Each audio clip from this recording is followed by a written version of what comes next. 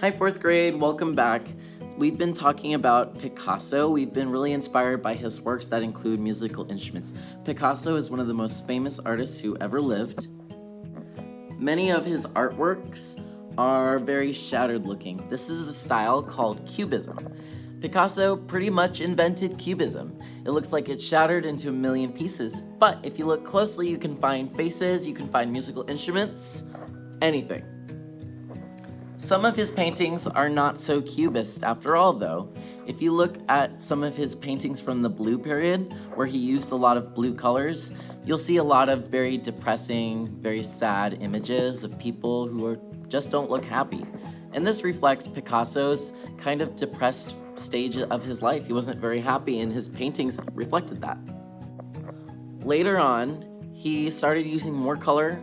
He still worked very abstract, doesn't look very real at all, but his paintings are a lot more fun, gives me more joy, and makes me happy to look at.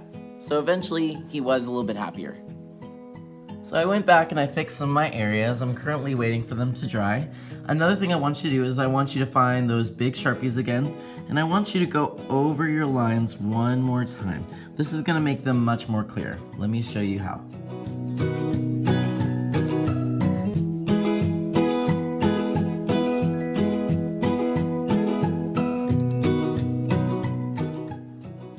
So I went back and I went over all my lines with the Sharpie one more time, and I'm really happy with the result because I can really see how bold all those different lines are, and I can see all those different sections that I worked really hard on. So don't forget to go back and make your lines a little bit clearer. The reason that we use Sharpie is just so that you could see them through the paint, but now we need to reinforce them a little bit and bring them back to their original darkness so that we can really enjoy our work of art.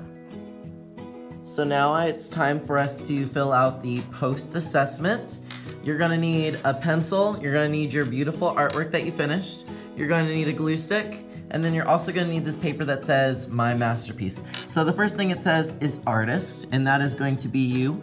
I'm gonna write Mr. Belfield because that is my name, but you need to write your name. Also on here we need to put our class code, but I do not want you to put it down here. We're gonna add our class code right to the top left-hand corner. So I'll give you your class code today, and you'll write that in the top left-hand corner. You get to title this work anything you'd like.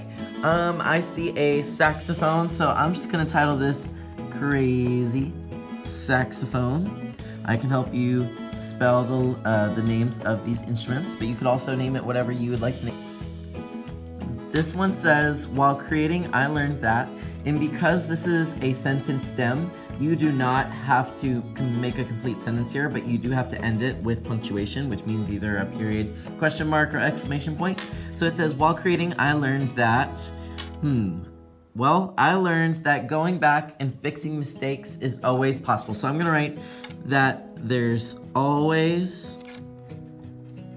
time to go back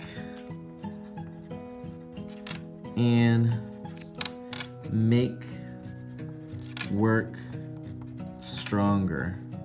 And then I'm gonna end it with a period. Now, this answer could be totally up to you. Maybe you learned how to use tempera paint for the first time. Maybe you learned that you don't like using Sharpie. It could be anything. So anything that you learned in this project is up for grabs here. You could also put, I learned that my new favorite artist is Picasso and that he created Cubism. It can be any one fact that you could put here. Now this is where you get to write a nice little comment to yourself. This one says, it is a masterpiece because, and yes, what you made is a masterpiece. I'm gonna say mine is a masterpiece because my colors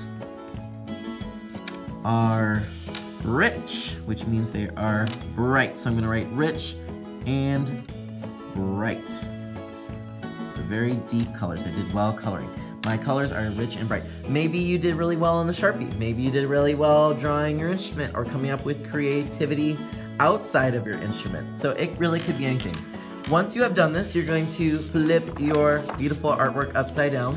And then, I can't do it with one hand, but I will show you. You're gonna take the glue stick, you're gonna go around the edges behind your masterpiece page, and then you're gonna glue it down. Once you are completely finished with that, you are awesome and you are done with the project. Just leave it on the drying rack so that it is nice and safe. Have an awesome day.